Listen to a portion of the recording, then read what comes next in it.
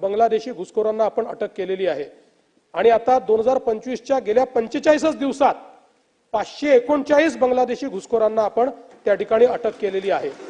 त्यामुळे ही कारवाई चालली आहे। यातल्या 341 घुसखोरांना आपण परत पाठवलाय, डिपोर्ट केलेला आहे। इतरांना डिपोर्ट आपल्याला लगेच करता येत नाही, कारण त्यांच्या विरुद्ध आपल्या कोर्टात केस चालली असल्यामुळे आपल्या नियमानुसार त्या कोर्ट केसचा निर्णय लागल्यानंतर त्यांना सजा झाली तर सजा भोगल्यावर डिपोर्ट करावं लागतं, सजा झाली नाही तर ते त्यांचं ॲक्विटल झाल्यानंतर डिपोर्ट करावं लागतं। त्यामुळे ती कारवाई आपण करणार आहोत। नक्षलवादाच्या विरोधात एक निर्णायक लढाईमध्ये आपण आता पोहोचलेलो आहोत आणि गेल्या 4 वर्षांमध्ये दुर्दैवाने एक आपला पोलीस शहीद झाला, पण मोठ्या प्रमाणात आपण हे जे काही नक्षलवादी आहे यांच्यावर कारवाई केली। 2024 मध्ये जवळपास 28 नक्षलवादी जे आहेत यांना आपण ठार मारलं। 19 नक्षलवाद्यांनी आत्मसमर्पण केलेलं आहे। त्यातले 8 हे मोठे नक्षली आहेत ज्यांनी दलमची सुरुवात केली। असे 40 वर्ष जुने जे नक्षलवादी आहेत ते आता मोठ्या प्रमाणात आत्मसमर्पण करतायत। जवळपास या ठिकाणी मोठ्या प्रमाणात 22 नक्षलवाद्यांनी शरणागती पकडलेली आहे आणि आपला प्रयत्न आहे, एक टार्गेट, फार एम्बिशियस टार्गेट देशाचे गृहमंत्री माननीय अमित शाह यांनी ठेवलेलं आहे की कुठल्याही परिस्थितीमध्ये आपल्याला मार्च 2026 पर्यंत देशामध्ये नक्षलवादाची संपूर्ण कंबर मोडायची आहे। त्यामध्ये महाराष्ट्र अतिशय अग्रेसर आहे। आपल्याला कल्पना आहे की नक्षलवादाची कंबर आपण मोडल्यामुळेच आता गडचिरोली ही स्टील हब ऑफ इंडिया होते आहे। मोठ्या प्रमाणात गडचिरोलीमध्ये त्या ठिकाणी गुंतवणूक येते। दुसरं, पोलीस भरतीच्या संदर्भात पुन्हा एकदा अनेकांनी त्या ठिकाणी बाब उपस्थित केली, तर आपण गेल्या 3 वर्षांमध्ये 35,802 इतकी पोलीस भरती पूर्ण केली आहे आणि नानाभाऊ तुमच्या आकडेवारीत थोडी सुधारणा करतो। आता फक्त 10,000 पद रिकामी आहेत जे दरवर्षी होतात, म्हणजे 5-7 हजार दरवर्षी होतात। त्यामुळे पोलीस भरतीमध्ये कुठेही आपण मागे नाही। पोलीस गृहनिर्माणमध्ये देखील आपण गेल्या 10 वर्षांमध्ये खूप मोठ्या प्रमाणात काम चालू केलं आणि त्यातून आता आपली जी काही ही सॅटिस्फॅक्शन लेवल आहे 47% पर्यंत आपण आलो आहोत। आपल्याला 60% पर्यंत पोहोचायचं आहे। जवळपास आता 11,259 घरांचं काम चाललेलं आहे। 83,538 क्वार्टर्स उपलब्ध झालेले आहेत, ऑलरेडी आहेत आणि साधारणपणे 37 अजून नवीन निविदा या आपण काढलेल्या आहेत। त्यांची कामं झाली की जवळपास आपल्याला 95,000 या ठिकाणी क्वार्टर्स हे उपलब्ध होतील। तंत्रज्ञानाची मदत आपण घेतोय। देशामध्ये CCTNS पूर्ण करणारं महाराष्ट्र पहिलं राज्य होतं। आता CCTNS 2 कडे आपण चाललो आहोत, ज्याच्यामध्ये आपण बँडविड्थ वाढवतो आहोत। याच्यामुळे देशभरातले जे काही क्राइम रेकॉर्ड्स आहेत ते कनेक्टेड झालेले आहेत। म्हणजे आज महाराष्ट्रात क्राइम करून एखादा व्यक्ती हा जर उत्तर प्रदेशात जाऊन लपला आणि तिथे त्यांनी एखादा क्राइम केला, तिथे पकडला गेला, तर आता यांचे सगळ्यांचे फिंगरप्रिंट, आणि मला सांगताना आनंद वाटतो की ही जी पद्धत आहे 2018 साली महाराष्ट्राने सुरू केली आणि केंद्र सरकारने ती स्वीकारली आणि केंद्र सरकारने स्वीकारताना महाराष्ट्राने सुरू केलं म्हणून आम्ही आता हे स्वीकारतोय। महाराष्ट्राची त्या ठिकाणी त्यांनी तारीफ केली। देशभरामध्ये आता सगळे जुने रेकॉर्ड आणि नवीन रेकॉर्ड याचं डिजिटायझेशन होत आहे। त्यामुळे कुठलाही व्यक्ती देशाच्या कुठल्याही पोलीस स्टेशनमध्ये गेला तरी देखील त्याचा रेकॉर्ड तपासता येईल आणि त्याच्यावर अन्यत्र कुठे गुन्हे आहेत हे गुन्हे देखील आपल्याला त्या ठिकाणी करता येतील। जवळपास आता याच्यामध्ये आपण 13.37 कोटी नोंदी केलेल्या आहेत, पण 49 लाख FIRच्या माहिती फीड केली आहे, 97 लाख अदखलपात्र गुन्ह्यांची माहिती फीड केलेली आहे आणि मोठ्या प्रमाणात आपण सिटीजन पोर्टलच्या माध्यमातून 22 सेवा देतो, त्यात 42 लाख। यानंतर प्रशांत कोरटकर प्रकरणात एक महत्त्वाची अपडेट येते, ती म्हणजे प्रशांत कोरटकरवर कोल्हापुरात सुनावणी सुरू झालेली आहे। इंद्रजित सावंत आणि वकील असीम सरोदे देखील या सुनावणीच्या वेळी कोर्टात या क्षणी हजर आहेत। प्रशांत कोरटकरचे वकील व्हिडिओ कॉन्फरन्सिंगच्या माध्यमातून इथे हजर आहेत या सुनावणीसाठी। इंद्रजित सावंत धमकी प्रकरणात कोर्टात ही सुनावणी सुरू आहे। आपण पाहतोय अत्यंत महत्त्वाची घडामोड आपण यावेळी पाहतोय। प्रशांत कोरटकरला तेलंगणातून अटक झाली, त्याला आज कोल्हापुरात आणण्यात आलं आणि त्याला कोल्हापुरात जुना राजवाडा पोलीस स्टेशनमध्ये चौकशी त्याची सुरू होती। त्यानंतर त्याला कोर्टात नेण्यात आलं आणि कोर्टात आता त्याची सुनावणी सुरू झालेली आहे इंद्रजित सावंत यांना धमकी दिल्याप्रकरणी।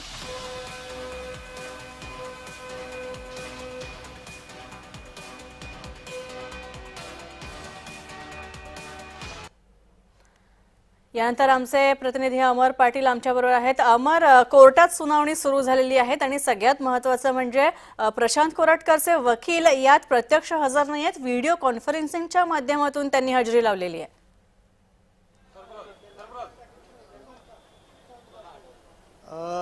आज सकाळी 7 वाजता प्रशांत कोरटकरला अटक केलं आणि कोल्हापूरमध्ये आणलं। ज्यावेळेला जुना राजवाड्याला त्याला आणलं त्यानंतर शिवभक्त एक आक्रमक झाले होते, त्यामुळे राजवाडा पोलीस स्टेशनमध्ये 2 दरवाजे, त्या एका छुप्या दरवाजाने त्याला कोर्टामध्ये हजर केलं। आपल्या प्रसार माध्यमांनाही गुंगारा देत, जसं कोरटकरनं गुंगारा दिला तसाच पोलिसांनी आज प्रसार माध्यमांना गुंगारा देत कोरटकरला कोर्टामध्ये हजर केलं आहे। आणि आता कोर्टामध्ये ऑनलाईन युक्तिवाद चालू आहे। कोणत्याही परिस्थितीत आता दोन्ही वकील ऑनलाईन असल्यामुळे आता सरकारी वकील फक्त इथं आहेत, ते शुक्ला आहेत, ते काय मांडतात युक्तिवाद हे पाहणं गरजेचं आहे। स्नेहल, नक्कीच, पण आणखी एक महत्त्वाची गोष्ट अमर की ही जी सुनावणी सुरू आहे साहजिकच आहे, बाहेर सुद्धा वातावरण तापलेलं असेल कारण कोर्टाच्या बाहेर सुद्धा शिवप्रेमी जे आहेत त्यांनी हजेरी लावलेली आहे आणि सगळ्यात महत्त्वाचं म्हणजे इंद्रजित सावंत स्वतः तिथे हजर आहेत या सुनावणीसाठी। आता मी मगाशी होतो जुना राजवाडा पोलीस स्थानकामध्ये, ज्यावेळेला कोरटकरला बाहेर काढले होते। आता कोर्टामध्ये सर्व कोण कोण उपस्थित आहे ते पाहणं गरजेचं आहे। आता शिवभक्तही इकडे येत आहेत, कारण शिवभक्तांना गुंगारा देत पोलिसांनी प्रशांत कोरटकरला इथे कोर्टामध्ये हजर केले, त्यामुळं तिथं आता वरती कोर्टामध्ये काय काय चाललंय पाहणं गरजेचं आहे। स्नेहल, नक्कीच, आणि सगळ्यात महत्त्वाचं म्हणजे मगाशी मी विचारलं की अमर, इंद्रजित सावंत तिथे उपस्थित आहेत, त्यांच्याशी बोलण्याचा प्रयत्न तू करणार आहेस का नंतर?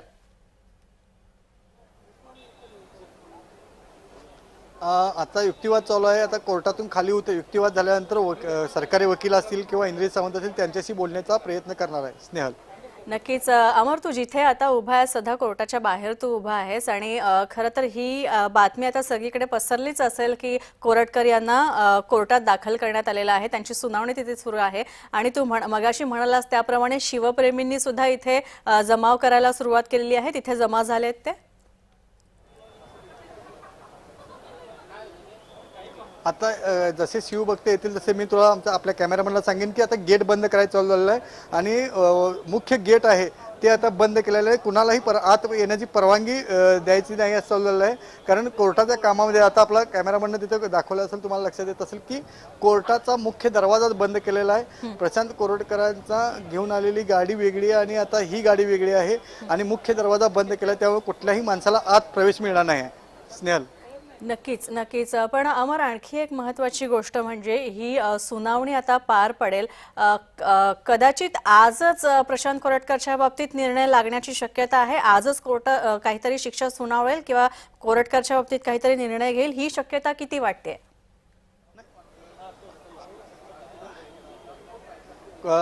कोरटकरनं ज्या प्रकारे नागपूरहून चंद्रपूर गेला आणि चंद्रपूरहून तेलंगणा गेला, त्यामध्ये त्याला कोणी कोणी मदत केली, कशा प्रकारे तो गेला आणि त्यानं काय काय केलं याचाही तपास करण्यासाठी त्याची पोलीस कोठडी मागतील।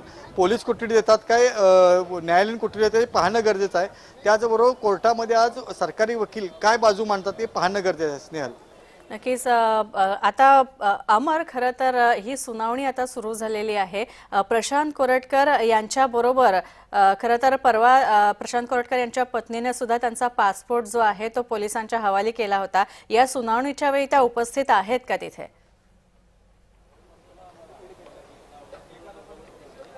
प्रशांत कोरटकरच्या बाजूने कोण कोण आले अजूनही कळालेलं नाही, कारण आपल्याला प्रशांत कोरटकर घेण्यासाठी आम्ही जुना राजवाडा पोलिसांनी थांबलो होतो, त्यामुळे कोर्टामध्ये म्हणजे ज्या कोर्टामध्ये युक्तिवाद चालू आहे त्या कोर्टामध्ये कोण कोण बसलंय हे पाहण्यासाठी आता जाणं गरजेचं आहे। माझ्या माहितीप्रमाणे किंवा आमच्या दिलेल्या सूत्रांच्या माहितीप्रमाणे अजूनही कोणी नागपूरचं आलेलं नाही आहे। नक्कीच अमर, नक्कीच तुझ्याकडनं यावेळी आम्ही अधिक अपडेट्स घेतच राहू, तुझं लक्ष या सगळ्या कोर्टाच्या मुवमेंटकडे असेल, आम्ही तुझ्याकडनं बातम्या घेतच राहू, अपडेट्स घेतच राहूत। मात्र तुर्तास धन्यवाद। तर आपण पाहतोय अत्यंत महत्त्वाची आत्ताच्या घडीची बातमी, ती म्हणजे इंद्रजित सावंत यांना धमकी दिल्याप्रकरणी, इतिहास अभ्यासक इंद्रजित सावंत यांना धमकावल्या प्रकरणी प्रशांत कोरटकर याची सुनावणी सध्या सुरू आहे कोल्हापूर कोर्टामध्ये आणि प्रशांत कोरटकरचे वकील व्हिडिओ कॉन्फरन्सिंगद्वारे या सुनावणीसाठी हजर आहेत। तसंच इंद्रजित सावंत स्वतः कोर्टात हजर आहेत, वकील असीम सरोदे सुद्धा कोर्टात हजर आहेत। त्यामुळे कदाचित आज प्रशांत कोरटकरच्या बाबतीत कोर्टाचा महत्त्वाचा निर्णय या सुनावणीच्या नंतर येऊ शकतो. आपण पाहतोय इतिहास अभ्यासक इंद्रजित सावंत यांना धमकावल्याप्रकरणी प्रशांत कोरटकर यांना कोर्टात हजेरी लावलेली आहे. कोल्हापूर पोलीस त्याला कोर्टात घेऊन गेलेले आहेत. त्याची सुनावणी सध्या सुरू आहे इंद्रजित सावंत यांना धमकावल्याप्रकरणी. आणि इंद्रजित सावंत स्वतः या सुनावणीसाठी हजर आहेत. वकील असीम सरोदे सुद्धा या सुनावणीसाठी हजर आहेत. प्रशांत कोरटकरचे वकील सुद्धा व्हिडिओ कॉन्फरन्सिंगच्या माध्यमातून प्रत्यक्ष ते या सुनावणीसाठी कोर्टात दाखल झाले नाहीत, मात्र व्हिडिओ कॉन्फरन्सिंगच्या माध्यमातून ते या प्रकरणाच्या युक्तिवादासाठी हजर आहेत. तर आपण पाहतोय दुसरीकडे कोल्हापुरात प्रशांत कोरटकर येताच शिवप्रेमी आक्रमक झालेले आहेत. आपण पाहू शकता जय महाराष्ट्राच्या स्क्रीनवर कोल्हापुरी पायतान दाखवण्याचा इशारा या शिवप्रेमींनी दिला होता आणि त्याप्रमाणे सगळे शिवप्रेमी इथे आक्रमक पवित्रा घेतात. सगळे इथे दाखल झालेले आहेत. तर दुसरीकडे कोल्हापूर कोर्टामध्ये इंद्रजित सावंत यांना धमकावल्याप्रकरणी सुनावणी सुरू आहे. वकील असीम सरोदे सुद्धा या महत्त्वाच्या सुनावणीसाठी हजर आहेत.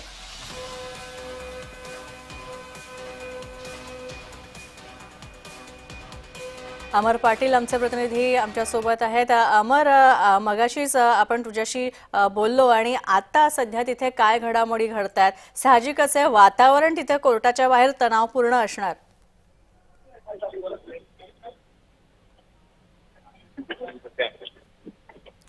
अमर, तुला आवाज ऐकू येतोय? हा स्नेहल, आता वातावरण कोर्टामध्येही तणावपूर्ण बनत आहे. जसं राजवाडा पोलीस स्टेशनच्या बाजूला जमलं होतं तसंच आता हे वातावरण इथं जमत आहे. शिवभक्त एक येत आहेत आणि शिवभक्तांना इथे येण्यासाठी परवानगी बंद केलेली आहे, रस्ता बंद केलेला आहे.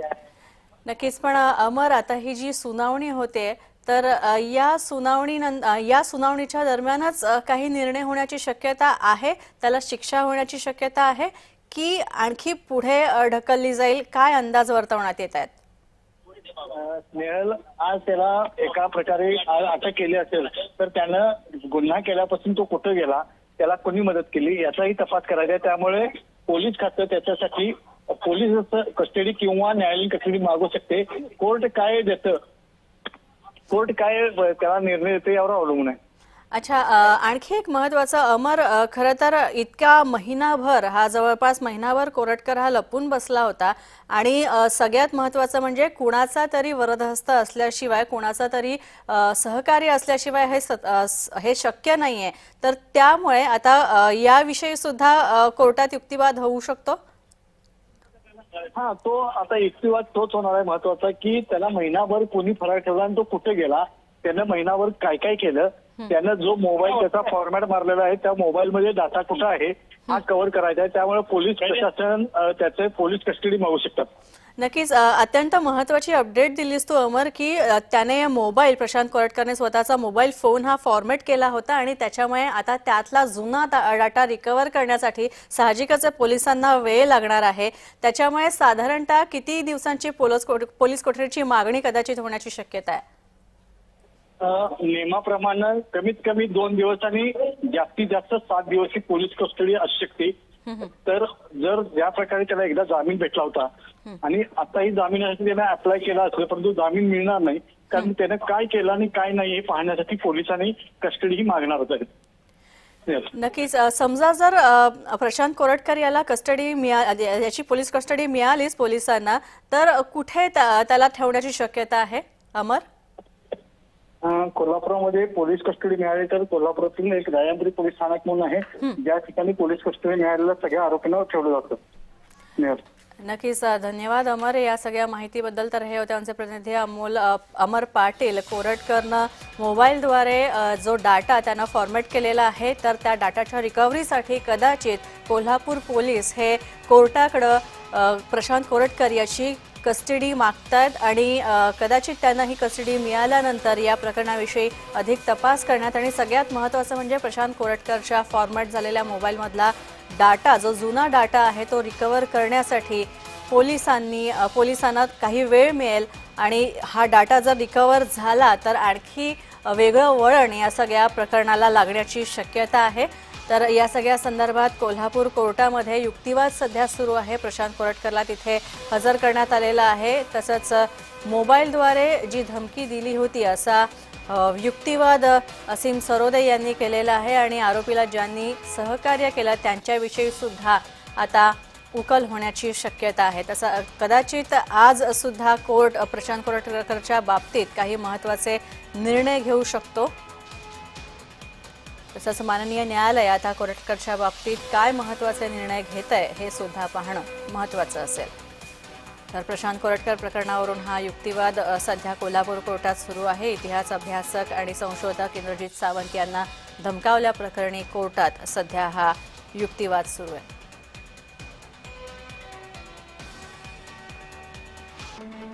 आपण पाहूया कोरटकरचा पोबारा ते अटक हे सगळं नाट्य ते कसं घडलं। कोर्टात चंद्रपूर पोलिसांनी याबाबत कोल्हापूर पोलिसांना खबर दिली होती। चंद्रपूरच्या सिद्धार्थ प्रीमियर हॉटेलमध्ये कोरटकर हा काही काळ मुक्कामी होता ही सुद्धा माहिती पोलिसांना मिळाली आणि कोरटकर ज्या गाडीतून पळाला त्याबाबत सुद्धा पोलिसांना माहिती मिळाली। तसंच चंद्रपूर पोलिसांनी गाडीचं सीसीटीव्ही फुटेज सुद्धा कोल्हापूर पोलिसांना दिलेलं आहे आणि आता चंद्रपूर तेलंगणा सीमेवर लक्कडकोट ते टोल नाक्यावरील सीसीटीव्हीतून सुद्धा प्रशांत कोरटकरची गाडी गेल्याचं चित्र रेकॉर्ड झालं होतं आणि त्याप्रमाणेच कोरटकर हा सट्टा सुद्धा खेळत होता आणि धीरज चौधरीच्या चौकशीतून प्रशांत कोरटकरबाबत महत्त्वाची आणखी माहिती तपशील हाती लागली। तसंच ठाव ठिकाणा लावण्यात प्रशांत कोरटकरचा पोलिसांना यश आलं।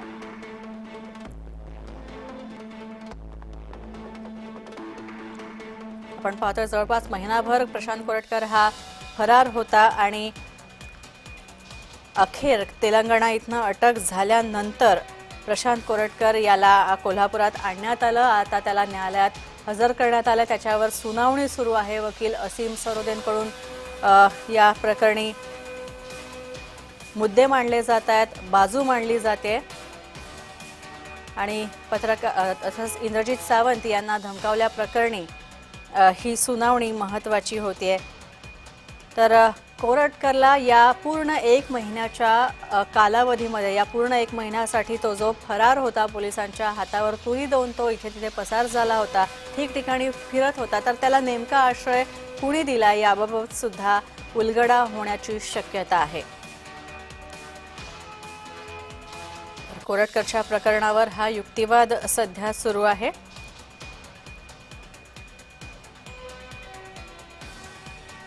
तसंच कोल्हापुरात सध्या कोर्टाबाहेर सुद्धा आता शिवप्रेमींनी जमाव करायला सुरुवात केलेली आहे। शिवप्रेमींनी कोर्टाच्या बाहेर जमायला सुरुवात केलेली आहे।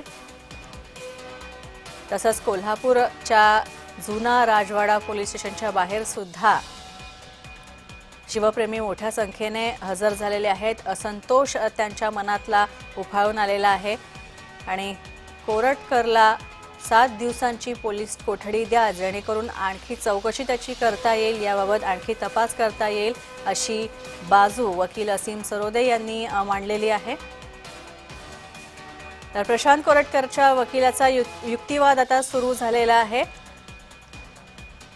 हे प्रकरण गंभीर नाहीये असा युक्तिवाद कोरटकरच्या वकिलांनी केलेला आहे। इंद्रजित सावंत यांना धमकावल्याप्रकरणी ही सुनावणी होते। तसंच अटकेची गरज सुद्धा नव्हती असा सुद्धा युक्तिवाद त्याच्या वकिलांनी केलेला आहे। कोल्हापूर पोलिसांचा अटकेसाठी अट्टहास का आहे असा सवाल प्रशांत कोरटकर यांच्या वकिलानं विचारलेला आहे। तर पोलिसांनी सुद्धा प्रशांत कोरटकर यांना शिवरायांचा अपमान केला, अवमानकारक वक्तव्य केलं असा युक्तिवाद केलेला आहे, आपली बाजू मांडलेली आहे आणि कोल्हापूर पोलिसांनी सुद्धा अटकेसाठी अट्टहास का लावलेला आहे असा युक्तिवाद कोरटकरच्या वकिलानं केलेला आहे। त्याची मोठी बातमी आपण पाहतोय, हे प्रकरण तितकंसं गंभीर नाहीये।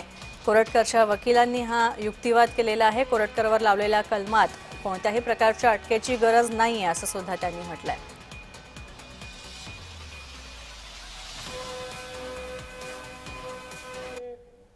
महसूल विभागाच्या संदर्भात देखील चर्चा झाली।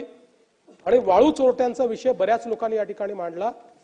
वाळूच्या संदर्भात एक नवं धोरण हे अगदी अंतिम टप्प्यात आहे. पुढच्या आठवड्यात कधीही हे धोरण या ठिकाणी आपण जाहीर करतो.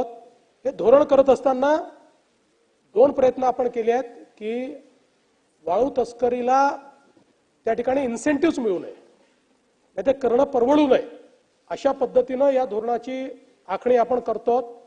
आणि कालच धोरण होतपर्यंत आपल्या ज्या विविध घरकुलाच्या योजना आहेत, प्रधानमंत्री आवास योजना असेल किंवा इतर योजना असतील राज्याच्या, या सगळ्या योजनांच्या जे आपले लाभार्थी आहेत त्यांना वाळू मिळाली पाहिजे या संदर्भात माननीय महसूल मंत्र्यांनी कालच त्याचा निर्णय घेतलेला आहे. एक जालन्याचा विषय खोतकर साहेब आपण मांडला होता की ज्याच्यामध्ये कोणाचाही जमिनी कोणाचे नावावर झालेले आहेत. खरं म्हणजे या ठिकाणी जालना शहरातील सर्वे क्रमांक 553, 58, 59, 60 या सर्वे नंबर मधील खरेदी विक्री व्यवहार, नवीन लेआउट मान्यता, फेरफार नोंद अशा संदर्भात विभागीय आयुक्त यांचा अहवाल व फाटक कमिशनच्या शिफारसी अंतिम होईपर्यंत या सगळ्या सर्वे नंबर मधील सगळ्या व्यवहारांना स्थगिती देण्यात आलेली आहे. त्यामुळे त्या संदर्भात जेव्हा अंतिम अहवाल येईल त्यानंतरच त्या संदर्भातली पुढची कारवाई ही केली जाईल. कुठे साहेब स्वस्त दराने रेती मी ऑलरेडी सांगितलेलं आहे, ते नवीन धोरण आपलं येतं आहे.